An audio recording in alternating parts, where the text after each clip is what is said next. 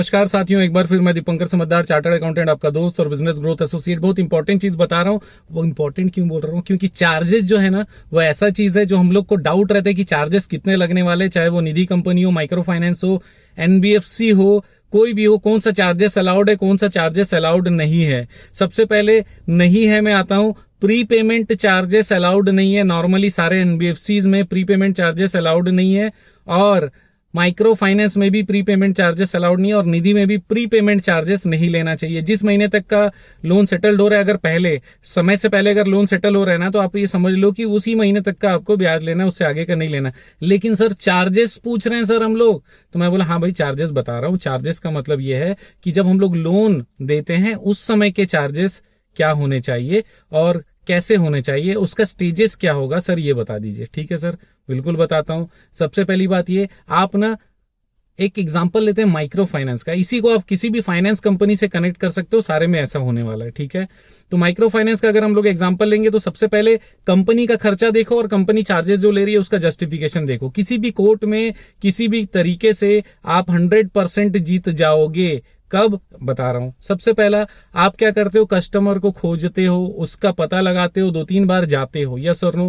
तो आप गए तो आपका पेट्रोल खर्चा हुआ 1 बार, 2 बार, 3 बार, और जो व्यक्ति जा रहा है, खोज रहा है, मार्केटिंग कर रहा है, उसके खर्चे होते चले जा रहे हैं। ठीक है, चलो ये खर्चे हुए। अपने दिमाग में रखना ना खर्चों को, क्योंकि ये खर्चे आपको चार्जेस डिसाइड करने में सुविधा देंगे। अब जैसे ही आपने तय कर ली कि हाँ ये वाला ग्रुप है जो हमसे जुड़ना चाहता है, जो हमसे लोन लेना चाहता है, अब ग्रुप के साथ में मीटिंग हो रही है। मीटिंग होने के बाद ये दूसरा चीज हो गया, वहां पर भी मीटिंग में भी आप जा रहे हो, समय लगा रहे हो, खर्चे हो रहे हैं। ठीक है, अब उसके बाद में वो तैयार होते हैं और वो आपने पेपर की लिस्ट बता दी, वो पेपर आपको प्रोवाइड कर दिए।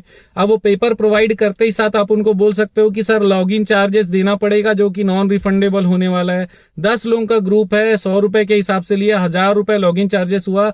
हमारा जो सीआईसी में खर्चा लगने वाला है, मेंबरशिप को तो छोड़ दो, लेकिन 1-1.5 रुपए से ज्यादा खर्चा नहीं लगेगा पर हेड, लेकिन बाकी पैसे आपके पास आ जाएंगे। सर मैं तो 98 रुपीज कमा लिया। अरे नहीं भैया, आपने अभी खर्चे किए थे 2 टुक जो मैंने अभी बताया, राइट। अब इसके बाद क्या होगा? इसके बाद में सर वो डिसबर्समेंट के लिए नहीं, डिसबर्समेंट के लिए नहीं। अभी क्या होगा कि आपका मैनेजर जाएगा, मैनेजर जाके क्या करने वाला है, वो चेक करने वाला है कि आपने जो ग्रुप बनाया वो ग्रुप सही है या नहीं है। उन लोग ठीक तरीके से आपका काम करने वाले हैं कि नहीं करने वाले, लोन लेकर चुका पाएंगे कि नहीं चुका पाएंगे, उस चीज का असेसमेंट होगा। मैनेजर गया, खर्चा हुआ बराबर। अब जिस दिन आपके पास आ रहे हैं उस दिन क्या क्या चार्जेस लगने वाले हैं। लॉगिन चार्जेस आप ले चुके हो, ठीक है। अब फाइल चार्जेस ले सकते हो कि भैया फाइल परसेंट चार्जेस कितना ले सकते हो। देखो मैं जो भी डायलॉग दे रहा हूं ये ओपिनियन है, आप अपने हिसाब से कर सकते हो। 1% मान लो फाइल चार्जेस हो गया। उसके बाद इंश्योरेंस के एक्चुअल खर्चे आप चेक कर लो, टाई अप करके 200, 300, 500 जो लगने वाला है, 200-300 रुपए ऊपर ले सकते हो, या 100 रुपए भी आप चाहो तो ऊपर ले सकते हो, क्योंकि वहां पर 10 बार दौड़ना पड़ेगा। आज भी अगर कभी जरूरत पड़ी उस क्लेम को रिलीज कराने की, वो दिन भी, ये दोनों समय आपको जरूरत पड़ेगी, बराबर हो गया। तो ये हो गया आपका लॉगिन चार्जेस कंप्लीट हो गया, इंश्योरेंस चार्जेस हो गया, इसके साथ में फाइलिंग चार्जेस हो गया। अब यहां तक हो गया ना, प्रोसेसिंग चार्जेस, क्योंकि वो प्रोसेस करने में एक आदमी नहीं 4 आदमी लगने वाले। मैनेजर भी लगेगा, जो फील्ड ऑफिसर है वो भी लगेगा, जो फाइनेंस का अकाउंट्स का ऑफिसर है वो भी लगेगा। उसके बाद में हो सकता है वैल्यूअर की जरूरत पड़े तो वैल्यूअर लगेगा। आपने सर्च रिपोर्ट वगैरह कराया तो लीगल फीस भी हम चार्ज करने वाले हैं।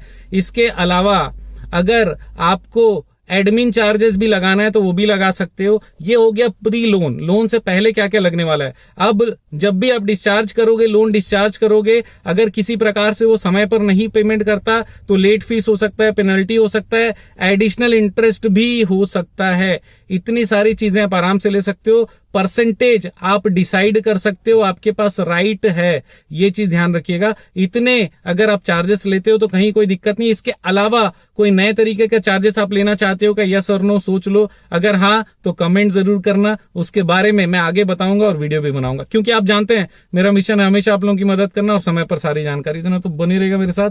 आपका दिन जबरदस्त और शुभ हो।